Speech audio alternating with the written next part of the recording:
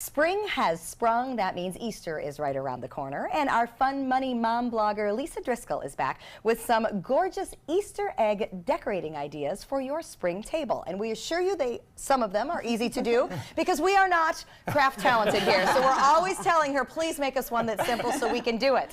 So welcome back and happy spring. Thank you. Thanks. We're going to start with some pictures of different things that you can do with Easter eggs. Okay, so great. talk us through some of the ideas you have. These look amazing. What is that? These were made with nail polish. They're marbled eggs, and I found a secret to doing it the easy way. They were so messy the first couple times I tried, but I have a new technique, and this one won't give you nail polish all over the hands. And those are the kind of tips that you put on your blog, which we so appreciate. These look like little monsters, and they're holding beans. That's amazing. How in the world do you get them to do that?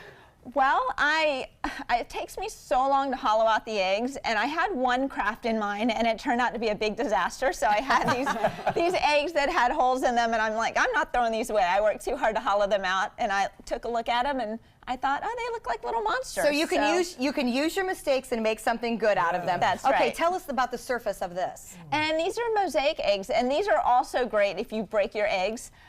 Because you just take one egg, you color it, and then you break up a bunch of other eggs and glue them on, and you have a mosaic. The pieces are the broken eggs. Oh, nice. Exactly. She's very good at using her mistakes. I am. All right, now we do love the sparkles. How do you get the glitter to stay?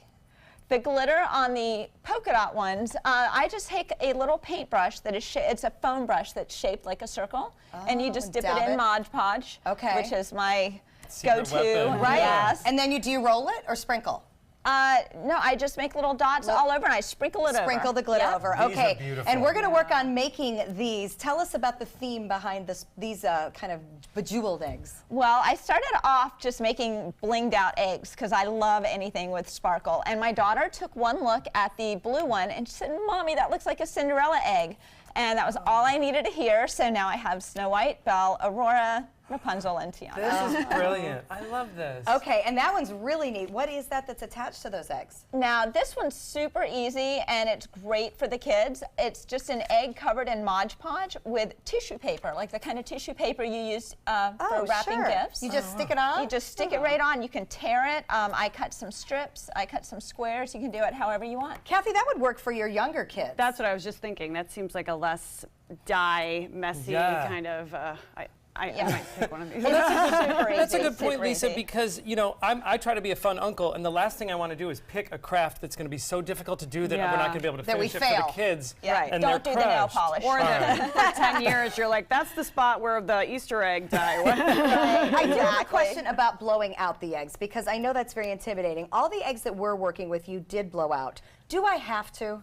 No, you can use hard-boiled eggs. I keep some of these because I just think they're pretty and I like to decorate with them. So if you want to use them year after year, then you want to blow them out. Right. But otherwise, you can just hard-boil them. I'm not sure I would eat all of them. Maybe the ask polished ones probably I wouldn't eat. But they'll sit on your table for a couple of days, won't they, without being any sort of problem? I think so, yeah. Okay, because I know last year I made one of your crafts that you brought us, and I did not blow out the eggs, nor am I ever going to, because it's a lot of work. Now, you have Kathy working on her princess eggs. You have Joey and I doing something that I so appreciate for its simplicity.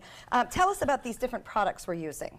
So this is just tape that I got from Michael's, and they have all kinds of cheap stuff there in the little dollar bin, and I picked those up, and then I found these gold markers, and I put little designs on the black ones so that So I literally am look more elegant. I am just using fancy looking tape to tape kind of a pattern around my egg. Kind of like wrapping a Christmas present. It ends up looking so beautiful. It ends up stunning. I'll see if we can get a closer shot of these ones at the front of the table. But now I do have to ask this too. How do you paint black eggs?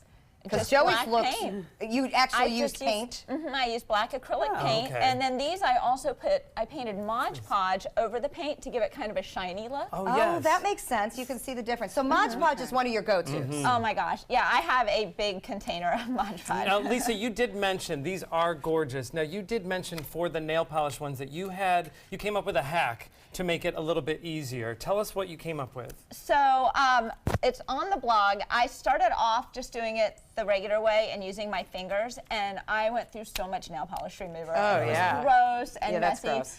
And so since these, you have to use hollowed out eggs, but I put them on the end of a skewer, and I stuck them in that way, and oh my gosh, it was so much easier. It gives you so much more control, and it's cleaner, and they look beautiful. We can see on the video and on here, these are gorgeous. Oh, They're and so fun to make. so many different ideas. This has gone so much beyond just, you know, buying the old tabs and throwing them in the vinegar, you know. You can use lots of different surfaces. You can see the sparkles, the bejewels. Joey and I are actually fairly successful here, which is rare for us. This may be the best we've done. I know, I'm going to have to show yours off in a minute here. Joey has got his decorated with the tape and also the idea of adding the paint pen I love.